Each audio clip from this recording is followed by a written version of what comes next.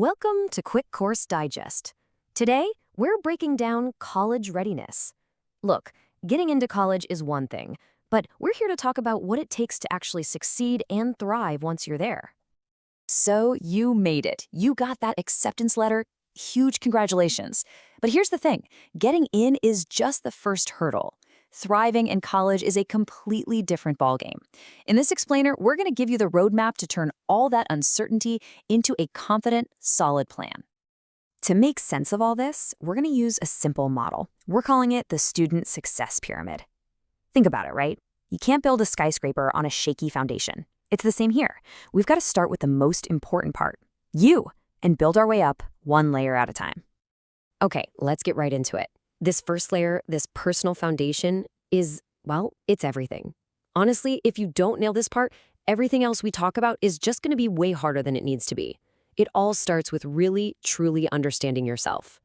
So, first up, how do you actually learn? Are you someone who needs to see a diagram to get it, or does it click when you hear a professor explain it? Because let's be real, your professor isn't going to create 4 different versions of a lecture. It's totally up to you to figure out how to translate what they're teaching into a format that works for your brain. Now, this is so important. We tend to think of introvert versus extrovert as just shy versus outgoing, but it's way deeper than that. It's all about energy. Where do you get it from and what drains it? An introvert can feel totally wiped out after a group project, while an extrovert might get bored silly in a quiet lecture. Knowing this about yourself isn't a fun fact. It's a straight-up strategy. And look, this might seem obvious, but it's often the first thing people forget. Your brain is a part of your body. Sleep, food, exercise. This isn't extra credit. This is the required reading for your own well-being. And knowing where to get help when you're stressed? Absolutely non-negotiable. It's a sign of strength, not weakness.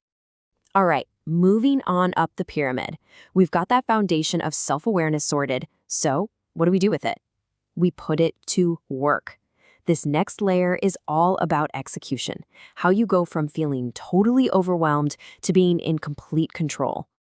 You've probably seen something like this before, but seriously, this little matrix is a lifesaver. It cuts through all the chaos. All you have to do is ask, is it urgent and is it important? That paper due tomorrow is urgent and important. That's what you do right now.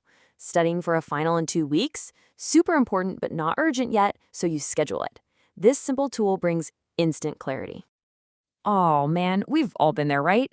You put write 10-page paper on your list and you just stare at it. It's terrifying.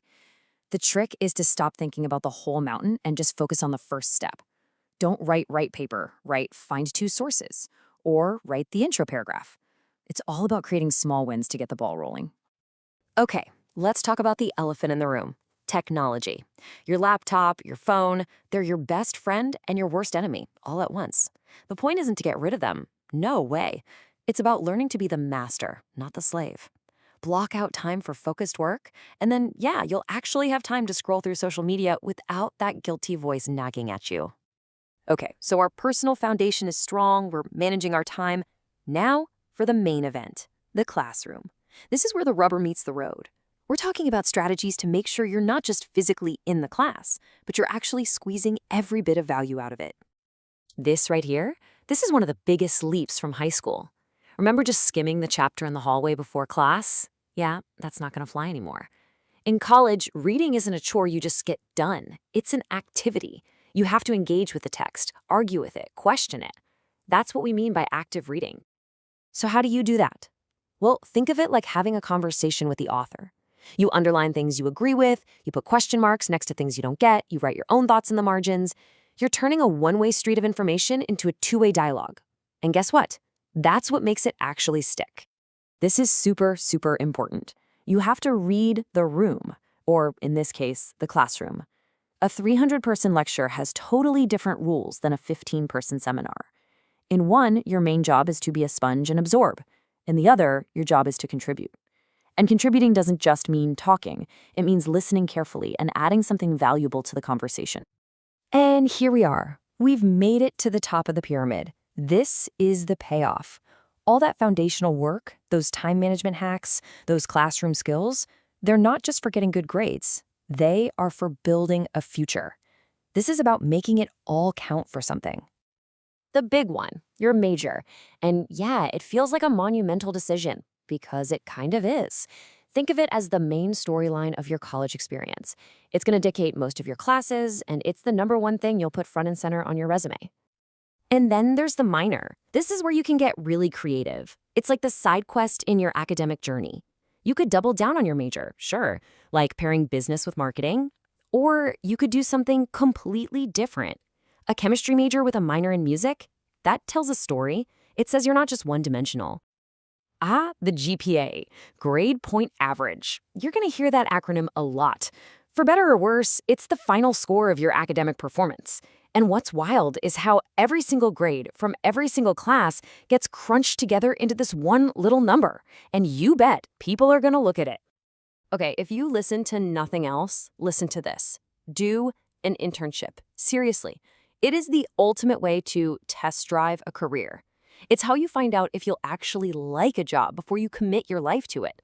You get real experience, you meet people, and hey, you might even walk away with a job offer. It's a total win-win. But listen, these opportunities are not just going to show up at your dorm room door. You have to hunt them down. That means talking to everyone, your advisors, your professors. It means going to that campus career fair, even if you feel totally out of your element. You have to be the one to put yourself out there and make it happen. So that's it. That's the student success pyramid. We've laid out the blueprint for you, from understanding yourself all the way to charting your future.